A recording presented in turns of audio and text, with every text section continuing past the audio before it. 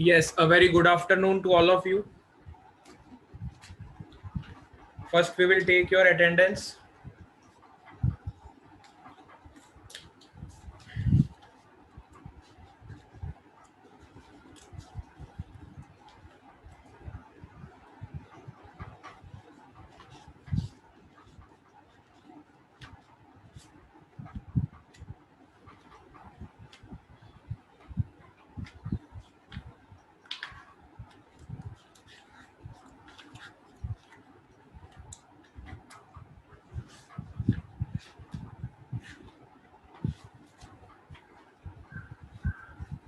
Yes, कौन कौन आ गया है? पूजा पटेल,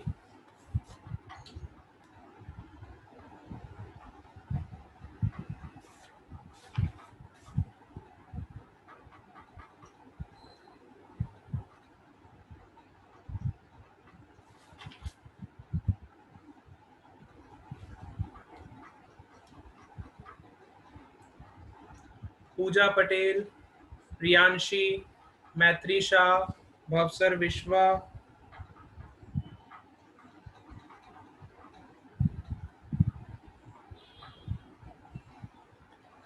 निक्की,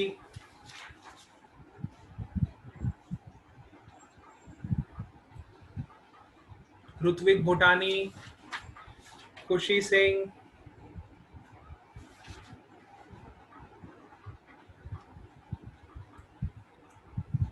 जय Patel. Okay, very good afternoon to all of you. सब लोग गुड आफ्टरनून बोल रहे हैं. यस, खुशी सिंह, पूजा पटेल, मैत्री शाह, विश्वा, भवसर, प्रियांशी. और कौन आया अभी? बस, चलो ठीक है.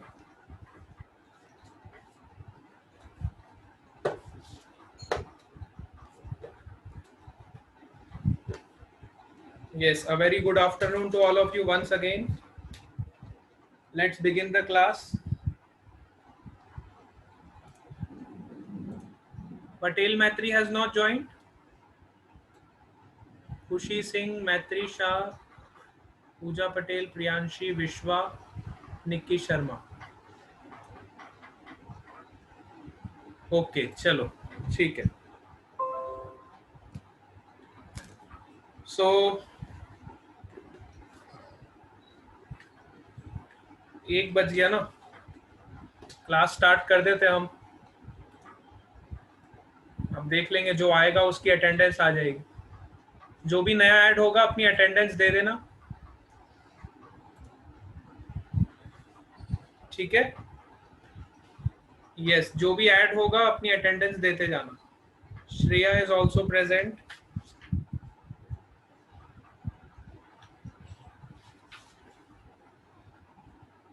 ओके, चलो ठीक है. Now let's begin the class. So last class में हम डिस्कस कर रहे थे प्रोजेक्टाइल मोशन के बारे में, और हमने प्रोजेक्टाइल मोशन ऑलमोस्ट पूरा कवर कर लिया था. कुछ एक आध पॉइंट रह गए थे, वो मैं आज आपके साथ डिस्कस कर दूंगा. As we know that projectile motion is a two-dimensional motion.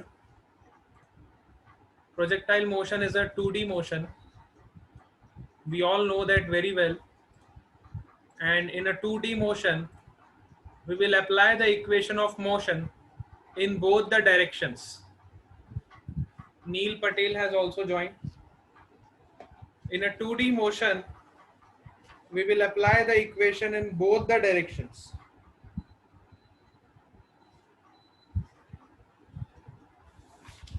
ठीक है. सो ये पार्ट सबको क्लियर होना चाहिए. अब जैसे ही हम एक्स एक्सिस में इक्वेशन ऑफ मोशन लगाते थे,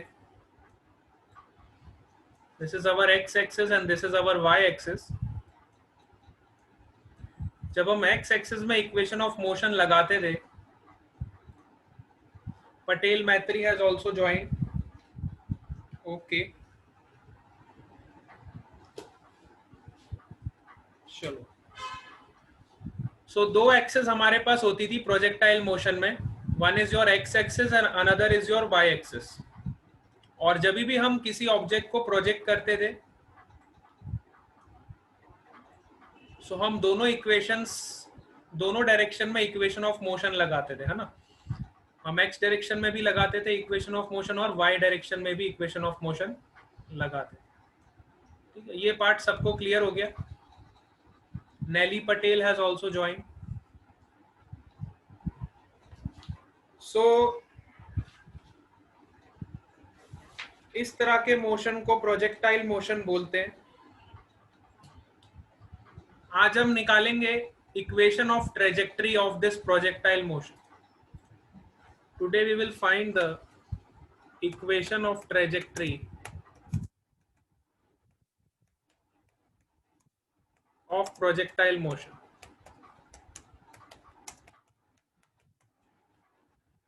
तो इक्वेशन ऑफ ट्रेजेक्टरी क्या होता है? देखो, हमने देखा कि जैसे जैसे पार्टिकल की एक्स पोजीशन वेरी कर रही है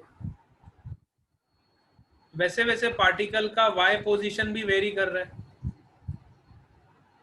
जैसे जैसे पार्टिकल का एक्स पोजीशन वेरी कर रहा है वैसे वैसे पार्टिकल का वाई पोजीशन भी वेरी कर रहा है। ठीक है, तो अब इसमें कुछ रिलेशन तो होना चाहिए ना। अगर दोनों वेरिएबल्स है so what is the relation between X and Y? So X और वाई के रिलेशन को ही हम बोलते हैं इक्वेशन ऑफ ट्रेजेक्टरी। एक्स और वाई के रिलेशन को ही हम क्या बोलते हैं? Equation of trajectory. जैसे जैसे आपकी एक्स की वैल्यू चेंज हो रही है वैसे वैसे आपकी वाई की वैल्यू भी चेंज हो रही है। So you can say that, in short you can say that y is a function of x, y is a function of x।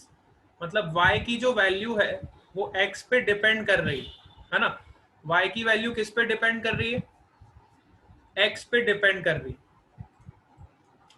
और हमें एक चीज पता चल गई है कि जब हम x डायरेक्शन में इक्वेशन ऑफ मोशन लगाते थे और y डायरेक्शन में इक्वेशन ऑफ मोशन लगाते थे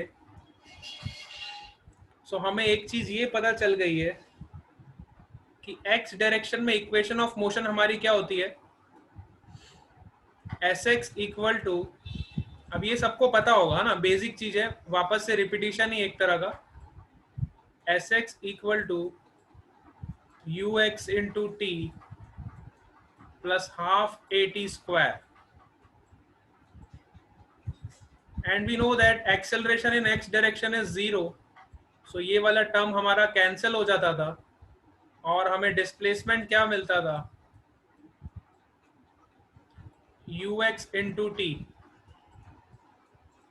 यू एक्स को मैं क्या लिख सकता हूँ? You cos theta into T. Let suppose आपका एस एक्स का वैल्यू किसके बराबर है? एक्स के बराबर। और यू एक्स का वैल्यू आपका है you cos theta into T. Suppose at any instant x, तो हमें x क्या मिल गया? फंक्शन ऑफ टाइम मिल गया। You can see that x is a function of time, it depends on the time because theta is constant for a projectile. आप किसी एक angle पे project करोगे तो आपका थीटा फिक्स हो जाएगा। इनिशियल वेलोसिटी भी अगर आप जिस वेलोसिटी से इनिशियली फेंक रहे हो वो भी आपकी कांस्टेंट है। तो x अल्टीमेटली किस पे डिपेंड करेगा? टाइम पे डिपेंड करेगा। सिमिलरली अगर मैं y की बात करूं तो जब मैं y डायरेक्शन में इक्वेशन ऑफ मोशन लगाता था तो मुझे क्या मिलता था? S Y is equal to U Y into T plus half A Y into T square. और y डायरेक्शन में एक्सेलरेशन कितना होता था? नेगेटिव ऑफ g के बराबर। Acceleration in y direction was minus g। So I can write, let's say your sy is equal to y, so I can write y is equal to uy की value क्या थी? u sin theta which is the y component of velocity, u sin theta into t। acceleration in y direction will be minus g, so you will get minus half gt square। So you can see that if theta is constant, initial velocity is constant, then y is also dependent on time. So y भी किसका function हो गया? Time का function हो गया. So दोनों में common variable क्या निकला? दोनों में कॉमन वेरिएबल क्या है? टाइम. x और y में दोनों में कॉमन वेरिएबल क्या है? टाइम. अब मुझे इक्वेशन ऑफ ट्रेजेक्ट्री चाहिए. Equation of trajectory means y as a function of x. So मुझे y as a function of x चाहिए. So I have to eliminate the time from both the equations. मुझे time को eliminate करना पड़ेगा दोनों equation से. सो मैंने क्या किया, फर्स्ट वाली इक्वेशन से टाइम की वैल्यू निकाल ली. So t is equal to, first वाली इक्वेशन से मैंने टाइम की वैल्यू निकाल दी, which is equal to x upon u cos theta, and I will substitute this value in second equation. अब ये मैं सेकेंड इक्वेशन में पुट करूंगा. सो जैसे ही मैं सेकेंड इक्वेशन में पुट करूंगा, हमें y की वैल्यू क्या मिलेगी? देखना बड़े ध्यान से. y is equal to, Pallavi has also join. So जैसे ही मैं टाइम की वैल्यू सेकेंड वाली इक्वेशन में सब्स्टिट्यूट करूंगा, तो मुझे देखो क्या रिलेशन मिलेगा y और x में, है ना? तो y और x में मुझे एक रिलेशन मिलेगा, और उसी रिलेशन को हम बोलते हैं ट्रेजेक्ट्री, इक्वेशन ऑफ ट्रेजेक्ट्री, है ना? इसी रिलेशन को हम क्या बोलते हैं? Equation of trajectory. चलो तो अब वैल्यू सब्स्टिट्यूट करते हैं. You will get y is equal to u sin theta. What is the value of t? t की वैल्यू क्या रखोगे? यहां से पुट करोगे x upon u cos theta. You will substitute the value of t, which is x upon u cos theta. तो यहाँ पे मैंने वैल्यू सब्स्टिट्यूट करी, x upon u cos theta minus half g into T square. Again T square की जगह पे मैं क्या सब्स्टिट्यूट करूंगा? x upon u cos theta whole square. ठीक है. सो जब इसको आप सिंप्लीफाई करोगे, when you simplify this equation, हाँ एक बार शॉर्ट में मैं रिपीट कर दूंगा, लास्ट में करूंगा, पहले इसको समझ लो. When you simplify this equation, you will get y is equal to, देखो u से u कैंसिल हो जाएगा, so you will get x sine theta upon cos theta is tan theta, x tan theta minus half g x square upon u square cos square theta. ठीक है. So this equation is known as, अब इस equation में देखो यहाँ पे time का कोई भी फंक्शन नहीं है, it is independent of time. This y is purely dependent on x. So you can say that y is equal to function of x. As theta is constant, tan theta will be constant, g is constant, 2 is constant, initial velocity u is constant, x is variable, theta is again constant. So this equation is purely dependent on x. Only the variable is x, rest other are constant terms. This is also constant, this is also constant, this is also constant, 1 by 2 is also constant. This is known as equation of trajectory of a projectile motion. This is known as equation of trajectory of a projectile motion. So आपको ये वाला relation directly अगर याद रहता है तो बहुत अच्छी बात है. एग्जाम में कई बार क्वेश्चन आ जाता है इक्वेशन ऑफ ट्रेजेक्ट्री का, तो आपको अगर ये वाला इक्वेशन याद है, you can directly apply this equation two find the equation of trajectory. एक बार मैं फिर से रिपीट कर देता हूं. देखो, जैसा कि हम जानते हैं कि प्रोजेक्टाइल मोशन हमेशा टू डायमेंशन मोशन होता है, और अगर टू डायमेंशन मोशन होता है तो at each and every value of x there is one particular value of y, which means that if you vary the value of x, the value of y will also vary. So I can say that y is a function of x. y is a function of x, मतलब जब मैं x की value change करूंगा तो y की value भी मेरी change होगी, ठीक है. So I have to find the relation between x and y. The relation between x and y is known as the equation of trajectory of the projectile motion. The relation between x and y is known as the equation of trajectory of a projectile motion. So हमने क्या किया? What we did, we have applied the equation of motion in both the directions separately. पहले मैंने x direction में equation of motion निकाला, तो मुझे क्या मिला? I am getting this term sx equal to ux into t plus half ax t square. As we know that acceleration in x direction is 0, so you will get sx is equal to ux into t. Now your displacement in x direction को हमने x मान लिया, और ux तो हमें पता ही है क्या होता है, u cos theta into t. So you will get first equation from this, है ना, x equal to u cos theta into t. Similarly हमने क्या किया, y डायरेक्शन में इक्वेशन ऑफ मोशन लगाया. सो y डायरेक्शन में जब इक्वेशन ऑफ मोशन लगाया तो sy is equal to uy into T plus half ay t square.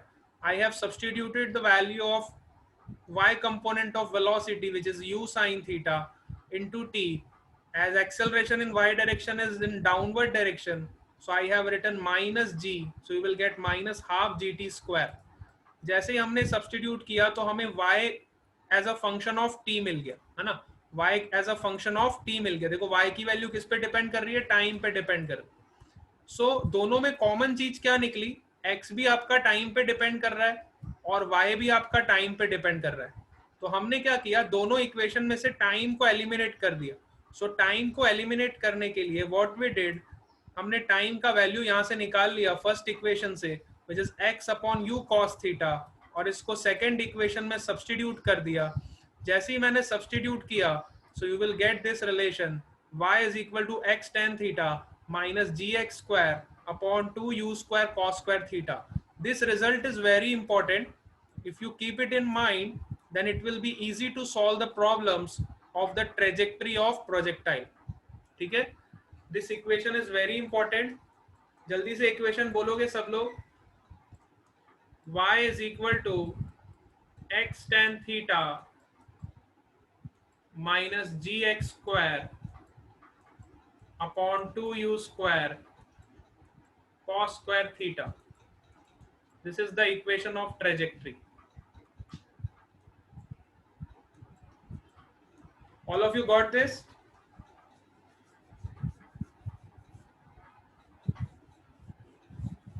Suppose करो मैं आपको बोलता कि मैंने एक प्रोजेक्टाइल लॉन्च किया with an initial velocity of 1 metre per second and at an angle theta of 45 degree, then find the equation of trajectory.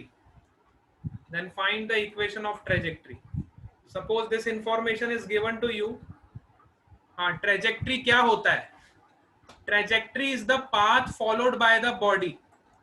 देखो, जब भी कोई हमारी बॉडी चलती है तो वो किसी पाथ को फॉलो करती है. This path is known as trajectory. Trajectory means path. Trajectory का मतलब होता है path. जब भी हम किसी बॉडी को फेंकते हैं तो वो जिस पाथ को फॉलो करती है उस पाथ को हम ट्रेजेक्ट्री बोलते हैं. Trajectory means path followed by the body. जो पाथ को फॉलो करती है उसको हम ट्रेजेक्ट्री बोलते हैं. अब उस पाथ में आपकी x की वैल्यू चेंज हो रही है तो y की वैल्यू भी चेंज हो रही. सो हमें x और y के बीच में रिलेशन पता होना चाहिए, और x और y के बीच का रिलेशन निकालने के लिए हमने इतने सारे इक्वेशंस का यूज किया. ठीक है, चलो यहां तक सबको क्लियर हो गया एवरीवन? अब मैंने क्या किया, सपोज करो आपको कोई डेटा दे दिया क्वेश्चन का A ball is thrown with an initial velocity of 1 meter per second at an angle theta of 45 degree. Then find the equation of trajectory of this ball. So हमें equation of trajectory निकालनी है, तो हम क्या करेंगे? सबसे पहले equation लिखेंगे. Y is equal to x tan theta minus gx square upon 2u square cos square theta. सबसे पहले हमने इक्वेशन लिख दी. अब हमें इनिशियल वेलोसिटी पता है कितनी, 1 metre per second. So I will substitute here. So you will get y is equal to x into theta is 45 degree. You will get x tan 45 minus gx square upon 2u square, 2 into 1 का square cos square theta means cos square 45. If you substitute this value, you will get this equation in this form. Y is equal to tan 45 is 1 minus g की value भी रखना चाहो तो रख दो. जैसे g की वैल्यू 10 रख सकते हो आप. You will put 10x square upon 2. cos 45 is 1 by root 2 and 1 by root 2 का स्क्वायर करोगे तो आपको ऊपर एक 2 मिल जाएगा. If you cut this, you will see that your final equation will be y is equal to x minus 10x square.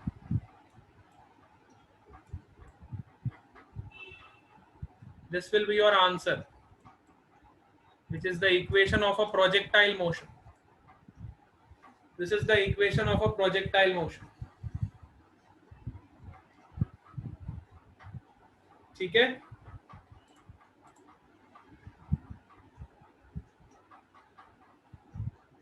हाँ, equation मैंने derive करवा दिया है, उसको आप फिर से एक बार रिपीट कर लेना होमवर्क में. ठीक है. जिसको जिसको नहीं समझ आया, इक्वेशन का जो डेरिवेशन है वो आप होमवर्क में, वीडियो जब मैं डालूंगा तब आप एक बार फिर से रिपीट कर लेना. लेकिन कंसेप्ट यही रहेगा. ठीक है. इस तरह के क्वेश्चंस आएंगे तो आपको इक्वेशन निकालना आना चाहिए. You must be able to find the equation. चलो, सबको समझ आया? हाँ, अब आज का जो टॉपिक था हमारा, today we are going to discuss the uniform circular motion. आज हम डिस्कस करने वाले हैं uniform circular motion, which is the last topic of this 2D motion. सो इसके बाद हमारा 2D मोशन ओवर हो जाएगा after this uniform circular motion. ठीक है. तो यूनिफॉर्म का मतलब होता है, यूनिफॉर्म का मतलब क्या होता है? What do you mean by the term uniform? अब हम कितनी बार इस टर्म को पढ़ चुके हैं, अब आपको पता चल जाना चाहिए. What do you mean by the term uniform? कौन बताएगा? What do you mean by the term uniform? Yes. What is uniform motion?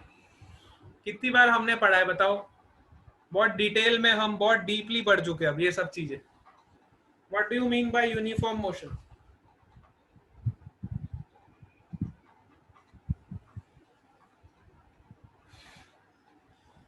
जल्दी से बताओ फटाफट. Nobody is. Khushi Singh is saying equal speed in equal interval of time. Very good. When a body has same speed, or you can say the constant speed throughout the motion. हाँ, uniform का मतलब होता है constant speed. Very good. Patel मैत्री saying constant speed. बिल्कुल सही जवाब. Uniform का मतलब होता है moving with a constant speed. Moving with a constant speed. And circular motion means to move in a circular path. Circular motion means to move in a circular path, है ना, equal distance in equal interval of time, है ना। तो हमने 1D motion जब पढ़ा था तो 1D मोशन में हम ऐसे ही पढ़ते थे, अगर कोई body equal distance equal interval of time में कवर कर रही है तो हम उसको यूनिफॉर्म मोशन बोलते थे। लेकिन अब हमारा मोशन यूनिफॉर्म सर्कुलर मोशन है, मतलब आपकी बॉडी की स्पीड भी सेम है और वो सर्कुलर ट्रैक में मूव कर रही है। Body is having the constant speed and it is moving in the circular track. Suppose करो कोई पार्टिकल है जो सर्कुलर ट्रैक में मूव कर रहा है with the velocity, let's say the speed of the particle is 5 meter per second. कुछ time पे वो यहाँ पे था, कुछ टाइम बाद ये पार्टिकल यहाँ पे पहुंच जाएगा तो भी इसकी स्पीड सेम रहेगी which is 5 metre per second. Uniform का मतलब होता है कांस्टेंट स्पीड। कुछ टाइम बाद ये पार्टिकल यहाँ पे पहुंच जाएगा तो भी इसकी स्पीड सेम रहेगी because it is in a uniform motion. कुछ टाइम बाद पार्टिकल यहाँ पे पहुंच जाएगा तो भी इसकी स्पीड सेम रहेगी which is 5 meters per second. Let's say this is the radius of the circle and the particle is moving from A to B, B to C, C to D and again D to A. ठीक है, with a uniform speed. Uniform speed का मतलब होता है constant speed. Now I want to ask one question to you, all of you have to answer. Is uniform speed means uniform velocity or not? Comment on it. Question is that, is uniform speed means uniform velocity or not? What are your opinions about this statement? Why not? What is the reason? Yes, what is the reason?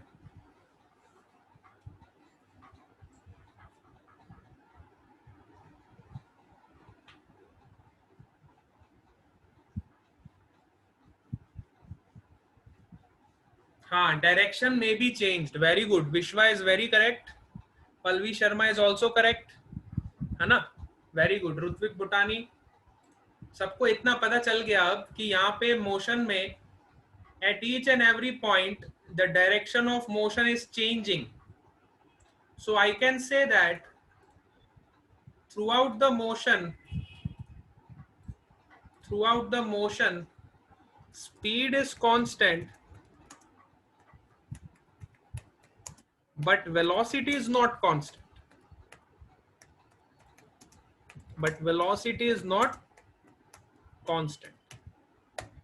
Throughout the motion your speed is constant but velocity is not constant. ठीक है, because direction हमेशा change होती जा रही।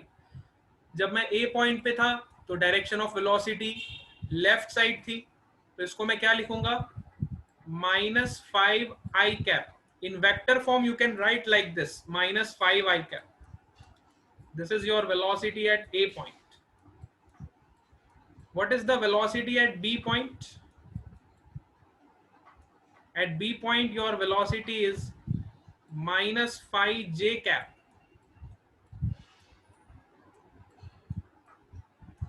At C point your velocity is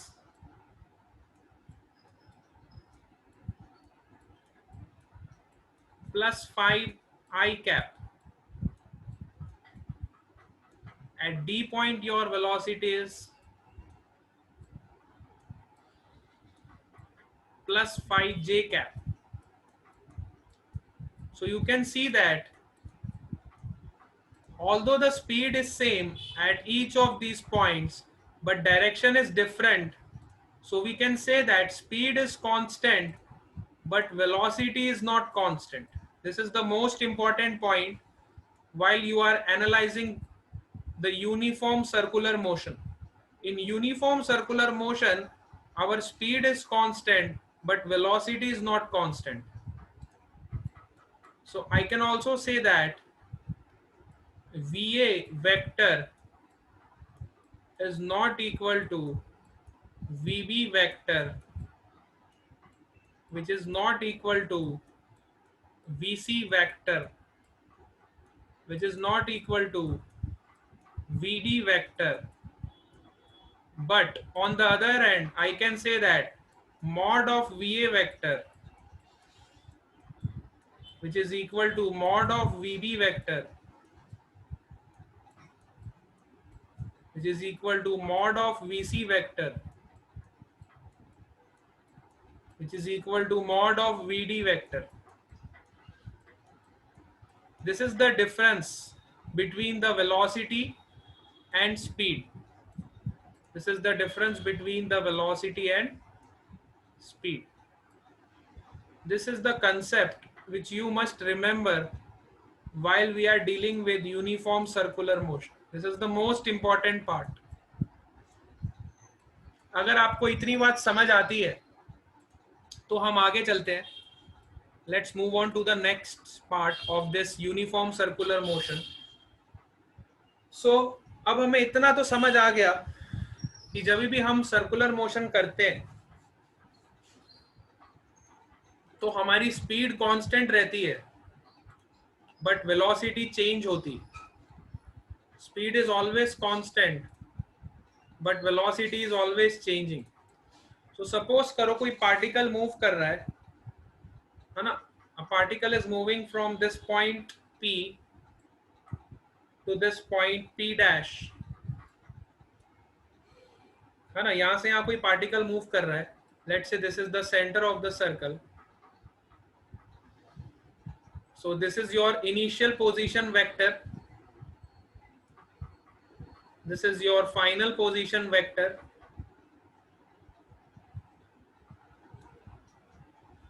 And this will be your displacement. Displacement vector will be from initial position vector to final position vector.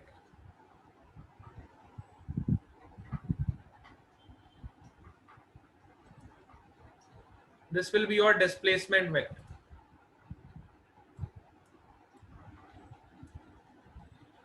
This is your initial position vector, let's say P. This is your point Q. A particle is moving from P to Q in a uniform circular motion, and let's say the initial position vector of this P is R vector and final position vector is your R dash vector. Then you can say that by vector law of addition, let's say this is your displacement vector. So by triangle law you can say that R plus D, R vector plus D vector,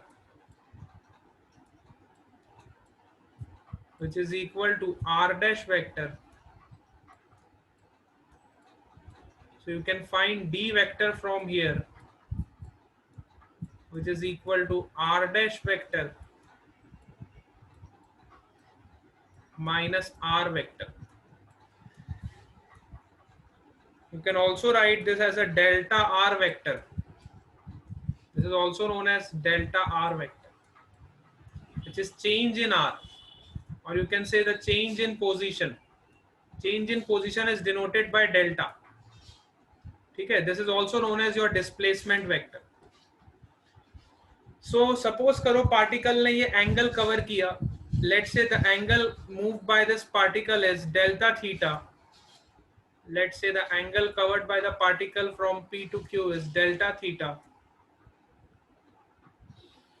And at P point, the velocity is in this direction.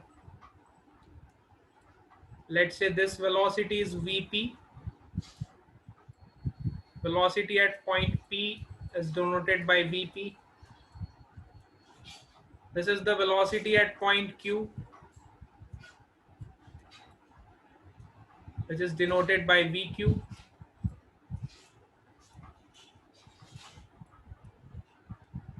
ठीक है.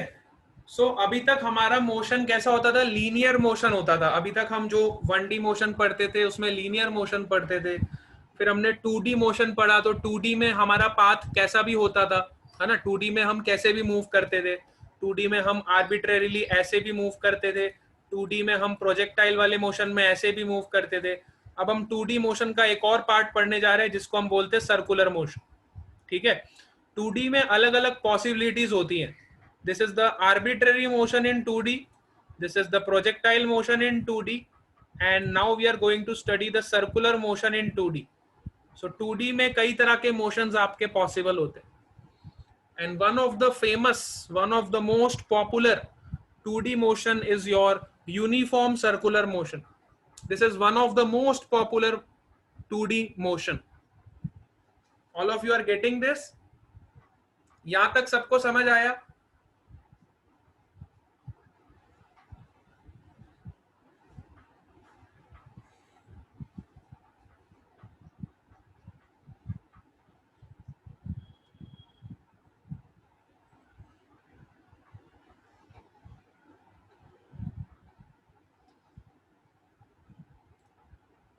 Very good. सो अब हमने क्या किया, हमारे पास अब Vp का value हमें पता है. This is the velocity of P particle, this is the velocity of Q particle. If I join this vectors, suppose मैंने क्या किया, Vp वेक्टर को ड्रॉ किया, इसके पैरेलल एक वेक्टर बनाया. This is your Vp vector.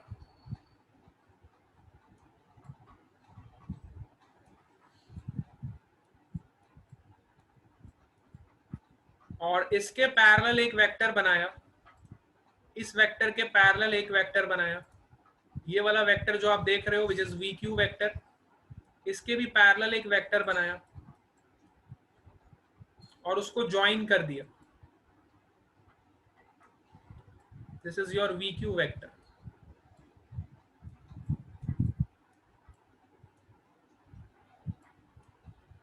So now this vector, which is the resultant vector from initial to final, this is your initial vector, this is your final velocity vector. Then this vector is known as your delta V vector, which is the change in velocity from initial to final. This was your initial velocity, and this is your final velocity.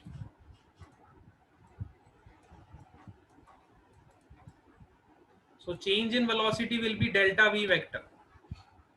ठीक है. And these both the triangles are similar triangles. ये दोनों के बीच का angle भी क्या होगा? Delta theta. Now you can see that this velocity triangle and your this position triangle, both these triangles are similar. This is your position triangle.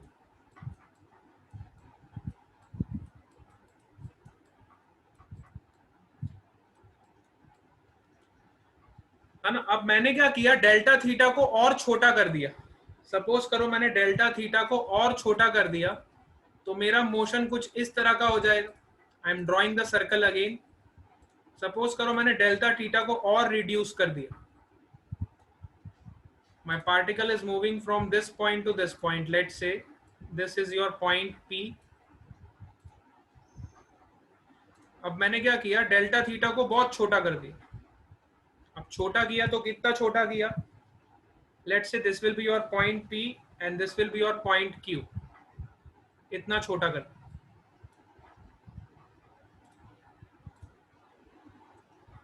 ठीक है.